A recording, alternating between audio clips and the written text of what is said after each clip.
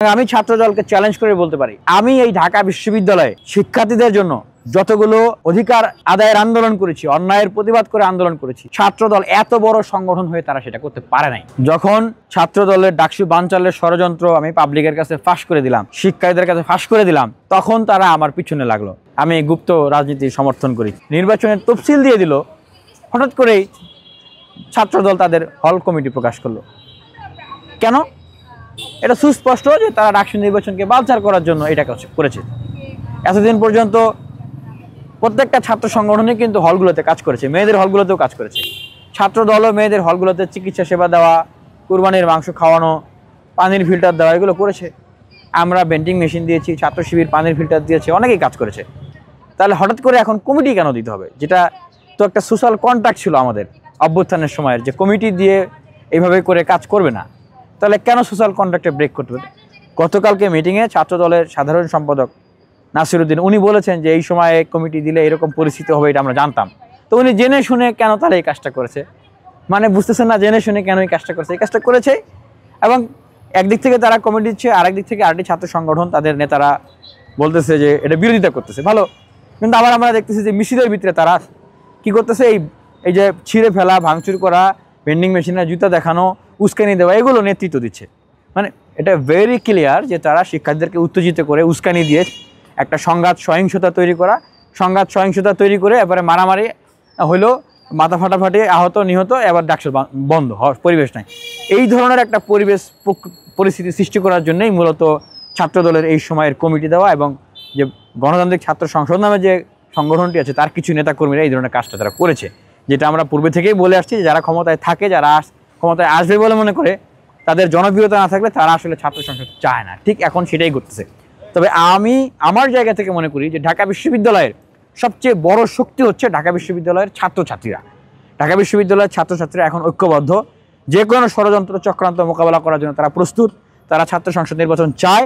ঢাকা বিশ্ববিদ্যালয়ের ভবিষ্যৎ রূপরেখা কী হবে, বিশ্ববিদ্যালয় কীভাবে চলবে, ছাত্র রাজনীতি কীভাবে ফাংশন করবে, বিশ্ববিদ্যালয়ের শিক্ষার্থীরা কিভাবে সামনের দিনে বিশ্ববিদ্যালয়কে এগিয়ে নিয়ে যাবে, এইটার সিদ্ধান্ত হবে ডাকসুর ভিতর দিয়ে। সুতরাং আমি সব ছাত্রছাত্রী ভাই বোনদের প্রতি আহ্বান জানাবো, আপনারা চোখ খোলা রাখবেন, কারো উস্কানিতে পা দিয়ে কোনো সহিংস ঘটনায় যাবেন না। এই যে অনেক লড়াই করে, সংগ্রাম করে, অনশন অবস্থান প্রতিবাদ করে আপনাদেরকে সাথে করে নিয়ে এসে আপনাদের হাতে এখন যে শক্তিটা আমরা এনে দিয়েছি, ডাকসুতে দাঁড়ানো এবং ডাকসুতে ভোট দেওয়ার শক্তি, এই শক্তিটা আপনারা কাজে লাগান। আপনারা ব্যালটে ভোট দিয়ে সেটা কাজে লাগান, আপনারা প্রার্থী হয়ে আপনারা জিতে এসে সেটাকে কাজে লাগান। যখন ছাত্রদলের ডাকসু বানচালের ষড়যন্ত্র আমি পাবলিকের কাছে ফাঁস করে দিলাম, শিক্ষার্থীদের কাছে ফাঁস করে দিলাম, তখন তারা আমার পিছনে লাগলো।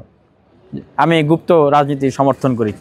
ভাই দেখেন, 2018 সাল থেকে কোটা সংস্কার আন্দোলন, নিরাপদ সড়ক আন্দোলন, ডাকসু নির্বাচন, 19 সালের বেশম গণরুমের বিরুদ্ধে প্রতিবাদ, শিক্ষার্থীদের আবাসন, শতভাগ আবাসনের জন্য আন্দোলন, জাতীয় নির্বাচনের সময় ভোটাধিকারের জন্য আন্দোলন, ফ্যাসিবাদ বিরোধী ছাত্র ঐক্য, অভ্যুত্থান পরবর্তী সময়ে চাকরির আবেদন ফি 200 টাকা করা, সেটার জন্য আন্দোলন, পিএসসি সংস্কার আন্দোলন, সর্বশেষ ডাকসু নির্বাচনের জন্য আন্দোলন।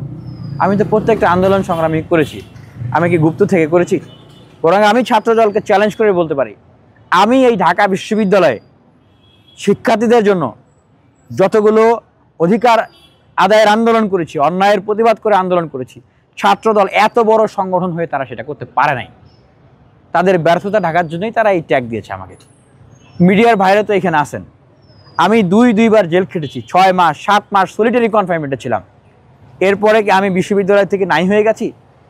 এই বিনিয়ামিন মোল্লা ঢাকা বিশ্ববিদ্যালয়ে এসে উন্মুক্তভাবে বুকের পাটা উঁচু করে আবারও শিক্ষার্থীদের জন্য আমি লড়ে গেছি, কাজ করতেছি। আপনারা কি দেখেছেন কখনো যে একবার বিশ্ববিদ্যালয়ে এসে মাইর খেয়ে কেলায়ে 1 বছর আর খবর নাই?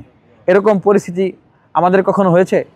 আমরা মার খেয়েছি এই টিএসসিতে, গণস্বাস্থ্যনগর হাসপাতালে চিকিৎসা নিয়ে এসে আবার সরাসরি ঢাকা বিশ্ববিদ্যালয় মেডিকেল থেকে সরাসরি এই ক্যাম্পাসে এসে আমরা প্রতিবাদ করেছি, ফুলপুরির নির্যাতনের প্রতিবাদ করেছি, প্রক্টর সাহেবের সাথে গিয়ে বিচার দিয়েছি, অভিযোগ জানিয়েছি, প্রতিবাদ করেছি। আমরা হলাম সেই অপ্রতিরোধ্য আপোষহীন সেই তরুণরা, যারা 18 সালের কোটা সংস্কার আন্দোলন থেকে এই 24 সালের গণ অভ্যুত্থান পর্যন্ত যে প্রেক্ষাপট, সেই প্রেক্ষাপট রচনা করি, এই দেশের তরুণদেরকে আপসহীন হতে অনুপ্রেরণা জুগিয়েছি। ওয়ালটন এখন দেশের সীমানা পেরিয়ে পৌঁছে গিয়েছে 50টিরও বেশি দেশে।